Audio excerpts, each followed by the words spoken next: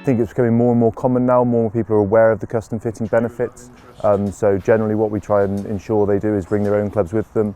We can then show them the benefits using our TrackMan data and show them just where the gains are.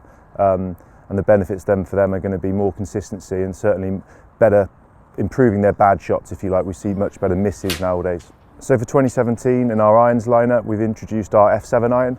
So our F7 iron is available in 2 different lengths, so variable length and 1 length. So through custom fitting, we can get the player fitted into the iron, and then we can look to see if they need to go, if they'd benefit from having a 1 length set of irons, which obviously has been sort of championed by Bryson DeChambeau. I think really just learning to find out exactly what the true sort of clubs selection should be for me in terms of sort of the actual fitting, making sure that they're the correct lengths and so on, and really then giving me the confidence to play my game.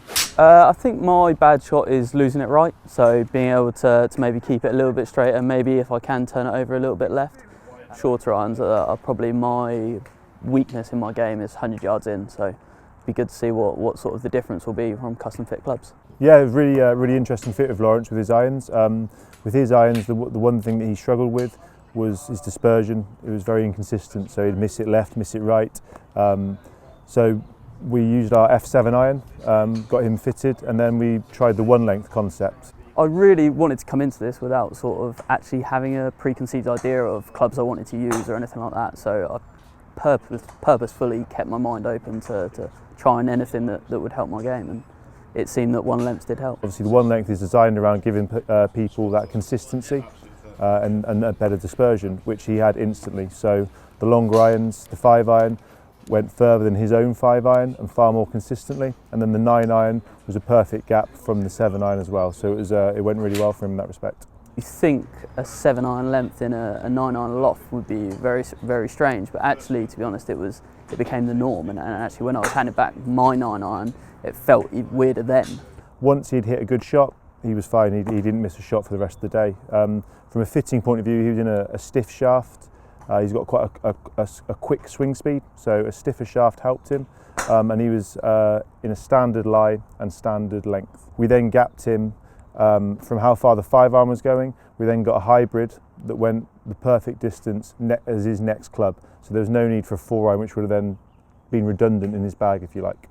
I've had a hybrid in the past which I've never really got on with, so I talked to Joe about that, and he gave me a hybrid with a stiff shaft, which actually worked out really well, and I went to a driving iron then and found that the hybrid was actually better for me. Yes, as I say, the beauty of the 1 length fitting was that we have a 5 iron yardage that we work off, so then we can go to the hybrid.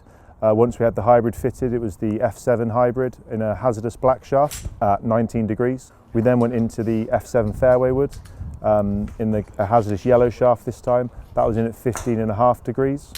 And then we went into the driver, which was our King Ltd Driver. And that was with a stock standard Aldilla Rogue shaft in stiff, and that then, as I say, the gappings were perfect from the top end of the bag all the way down. So the 3 was, at one point we had an issue that the 3 was almost going too far, so we had to fine tune the loft to ensure he was dialed in correctly. The 3 was going around sort of 230, 235, so it was making sure that we then had a driver which went at least that far through the air, so he had a good gap in his bag. Yeah, a driver's a bit of a strange one for me. Very much sort of looking aesthetically at how it sits next to the ball is a big thing for me.